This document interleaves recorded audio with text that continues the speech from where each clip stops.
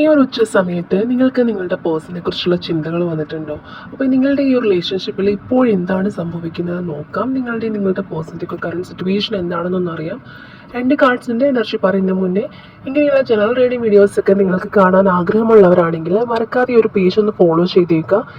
യൂട്യൂബിലാണ് നിങ്ങൾ കാണുന്നതെങ്കിൽ ഒന്ന് സബ്സ്ക്രൈബ് ചെയ്യുക. അതുപോലെ തന്നെ പേഴ്സണൽ റീഡിംഗ് ആവശ്യമുള്ളവരാണെങ്കിൽ കരിയർ ആയിക്കോട്ടെ, റിലേഷൻഷിപ്പ് ആയിക്കോട്ടെ, എന്താണെങ്കിലും നിങ്ങൾക്ക് പേഴ്സണൽ റീഡിംഗ് ആവശ്യമായിട്ടുള്ളവരെ ഇൻസ്റ്റഗ്രാമിൽ ഒന്ന് DM ചെയ്താൽ മതി. റീഡിംഗ് എന്ന് DM ചെയ്യുക.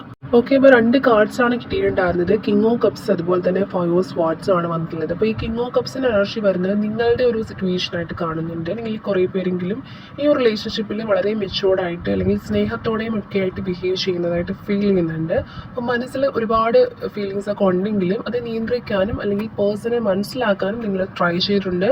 മാക്സിമം നിങ്ങൾ എഫോർട്ട് ഇട്ട് നിന്നിട്ടുള്ളവരുമായിരിക്കാം. അപ്പോൾ സമാധാനപരമായിട്ടുള്ളൊരു അന്തരീക്ഷം നിലനിർത്താൻ നിങ്ങൾക്ക് ആഗ്രഹമുണ്ട്. അതിന് വേണ്ടിയിട്ട് നിങ്ങൾ പലതും കണ്ടില്ല കേട്ടില്ല എന്നൊക്കെ നടിച്ചു നിന്നിട്ടുള്ളവരുമാണ്. സോ അങ്ങനെ ഒരു സിറ്റുവേഷനിലായിരിക്കാം നിങ്ങൾ കുറേ പേരെങ്കിലും ഉള്ളത്. പക്ഷെ നിങ്ങളുടെ പേഴ്സൻ്റെ ഒരു കറണ്ട് സിറ്റുവേഷൻ നോക്കുമ്പോൾ ഇവിടെ 5 ഓഫ് സ്വാർഡ്സ് ആണ് വന്നിട്ടുള്ളത്. അതായത് നിങ്ങളുടെ പേഴ്സൺ ഇപ്പോൾ അല്പം ചിലപ്പോൾ വാശിയോടെയോ അല്ലെങ്കിൽ കുറച്ചൊരു ഉള്ളിലൊരു ആത്മസംഘർഷം എന്നൊക്കെ പറയില്ലേ, ആ ഒരു രീതിയിലാണ് ഇവരുടെ സിറ്റുവേഷൻ എന്ന് കാണുന്നുണ്ട്.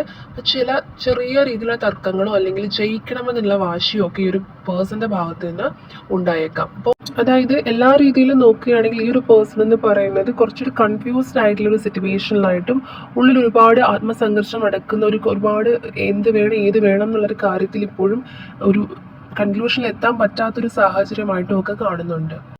അപ്പോൾ ഒരു കൺക്ലൂഷൻ എന്നോണം പറയുകയാണെങ്കിൽ ഒരാൾ വളരെ ശാന്തമായിട്ട് സ്നേഹം കൊടുക്കുമ്പോൾ മറ്റൊരാളെന്ന് പറയുന്ന അവരുടെ മനസ്സിൽ കുറച്ച് വാശികൾ ഉണ്ടായിരിക്കാം അല്ലെങ്കിൽ കൺഫ്യൂഷൻ ഉണ്ടായിരിക്കാം. ആ ഒരു രീതിയിലാണ് നിൽക്കുന്നത്. അപ്പോൾ വാശിയേക്കാൾ വലുത് സ്നേഹമാണെന്ന് തിരിച്ചറിയുന്ന നിമിഷം ഈ ഒരു റിലേഷൻഷിപ്പ് കൂടുതൽ ദൃഢമാവാനുള്ള പോസിബിലിറ്റി ഉണ്ട്. അപ്പോൾ ആ ഒരു പേഴ്സൻ്റെ മനസ്സിലെ കൺഫ്യൂഷൻസും വാശിയേക്കും ഒക്കെ